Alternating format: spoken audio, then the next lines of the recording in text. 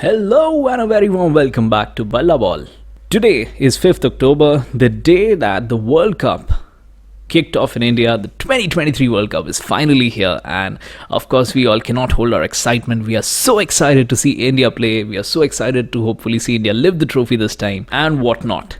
So since it was the beginning of the World Cup today and we had the opening game between the two finalists of the last time, which is England and New Zealand. Of course, England are defending their trophy this time, and we had New Zealand, who unfortunately were the finalists of the World Cup twice, in 2015 against Australia and 2019 against England, but they lost the final both times. Today was an absolute batting masterclass that we saw from Rachin Ravindra and Devon Conway, and we will delve deeper into each of the aspects of today's game.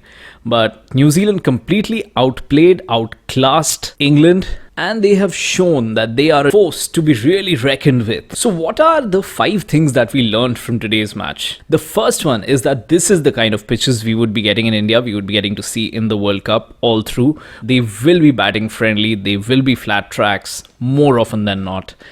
And the second innings would be slightly easier for the batters, so batting under the lights later on would be easier. Also, the fact that this is October and November that the World Cup is taking place in. So later on, during the late evenings of October and November, we would be seeing a bit of dew in certain parts of India, of course not all, which would be making bowling much difficult in the second innings. And therefore it will be better for the batters to bat in the second innings. So unfortunately, a few matches would probably get decided just by the toss itself, because the team batting second would have quite an unfair advantage. But we hope it doesn't happen at all, or happens as less as possible. So it is going to be a high scoring World Cup. We are going to see 350s. We might even see 400s in this World Cup. It's going to be fun. It's going to be a treat to the eyes, because we are going to see batters getting a lot of runs, lot of sixes, lot of fours. It's going to be a festival of runs. Number 2, England's see ball hit ball approach, which may also be called as baseball, may not work as well in Indian conditions, where the ball will spin, the ball will turn on certain tracks, and there will be a lot of variation in the kind of bowling attacks that we'll see in this World Cup. So England's approach that won them the 2019 World Cup, that has been helping them play consistent attacking cricket, fearless cricket over the last few years, may not work as well for them, and they might have to reconsider their plans as to how to approach this World Cup. But I think this loss of England is definitely an aberration. We are not going to see them collapse so bad in the other matches. I think they will learn from here, they will go upwards from here. And I still do see England in the top 4. I think they are going to make it. They're going to play better cricket from here on, and they still are going to score 400 at least once, and probably even twice, in my opinion. Number 3, what we noticed in the England batting approach is that they've given chances to batters who particularly are very good with the baseball approach, who come in and just go for the big shots, who are very good at hitting the ball hard, such as Liam Livingstone, there's Harry Brook, among others. And they, of course, have not focused as much on their bowling, and they have just looked to strengthen their batting, have batters right up till number 11, which is why they were able to get those 25 extra runs in the end, because Mark Wood and Adil Rashid were able to build a partnership, which eventually saw them get to 282. Otherwise, they would have probably been all out by 260 or so. But this approach may also backfire, because their bowling has looked very weak.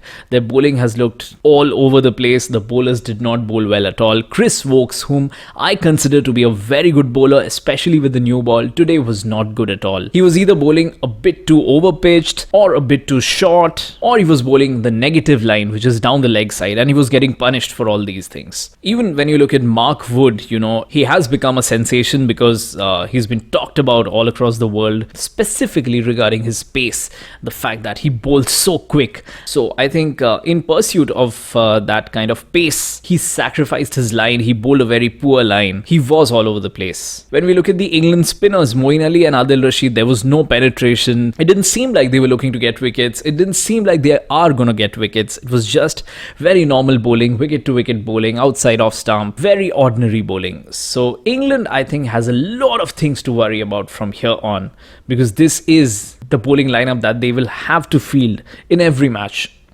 They do have the option of Reece Topley, who I feel is a very good bowler, a left arm option, but just because he cannot bat, they put him out, and they had these players who can bat a bit as well. Today it did not pay off. It may pay off later on. We'll have to see that. Only time can tell. But I think bringing in Reece Topley would have made a lot of difference, because recently in the bilateral series that England and New Zealand had, he really troubled Devon Conway. And today Devon Conway was a phenomenal batter. The way he batted, the way New Zealand batted overall after that first wicket of Will Young is phenomenal. Rachel Ravindra, again, as I discussed in the previous video, that he seems to be that subcontinental type of batter. You know, he's got those shots. He's a stroke player, and all his shots resemble the kind of shots that Indian, Pakistani, Bangladeshi and Sri Lankan batters play. So Rachin Ravindra, of course, was fantastic. But that partnership was out of the world. That partnership was, I mean, it was absolutely historic. And the way Devon Conway navigated his innings, in the beginning, he wasn't able to hit the shots. So he just stayed at the crease and he let Ravindra take on the attack. But later on, the way he accelerated, the way he controlled the innings, and the way New Zealand overall won the match, chased the score down with 9 wickets in hand and 14 overs to spare, speaks volumes about the way New Zealand have prepared for this World Cup, the way they are going to play through the World Cup, and shows how resilient a side they are, because, you know, they did not have Tim Southee. Tim Southee had a serious injury. They virtually had just 2 pacers, which is Trent Bolt and Matt Henry, who bowled with the new ball. Their third pacer was James Neesham, who, in all honesty, is not that good a bowler, right? You don't bank on him to get wickets to break partnerships. Neither do you bank on him at the death. Apart from them, they just had 3 spinners, out of which one was, of course, Mitchell Santner, who is their regular spinner. Ish Sodhi was out, so Rachin Ravindra and Glenn Phillips bowled, both part-timers, and still New Zealand managed to get England 282 for 9 in 50 overs. So I think New Zealand played outstanding cricket all through the 86 odd overs that we saw today. New Zealand were phenomenal with the ball. New Zealand were outstanding, out of the world with the bat. And I think New Zealand is definitely going to be in the top 4, may even finish in the top 2. But what we also learn is that Ben Stokes is such a vital cog for the England side, you know, in the middle at number 4. He is the most vital cog for England, and they really, really need him to play at that number 4 position. He could be the difference, because his overs will also make a difference. He's a good enough bowler. He's an outstanding batter. And his presence itself is going to motivate, inspire the rest of the side. So I think Ben Stokes' return will make a lot of difference to the English side. What we observed is that Joe Root played a very sensible knock. He did not play like the others, which is Harry Brook and Liam Livingstone, who just came in, hit the ball here, there, and then they didn't know what to do and they got out.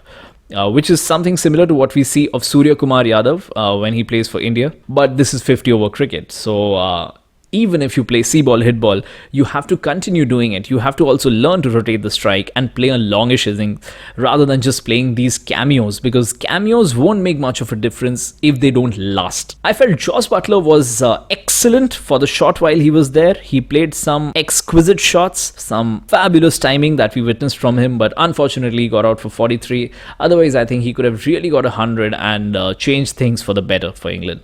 Nevertheless, from here on, I think New Zealand has got a fantastic launch. Kane Williamson, of course, will come back. I think Will Young may miss out on the playing 11 from here on. Rachin Ravindra may get to open. And New Zealand look like a complete side. For me, they are a very good side that can be world champions this time. Last 2 times in the World Cups, they've missed it out. This time, they're going to go hard at it. England will, of course, get better from here on, but we need to see how much better, whether they can manage their bowling or not.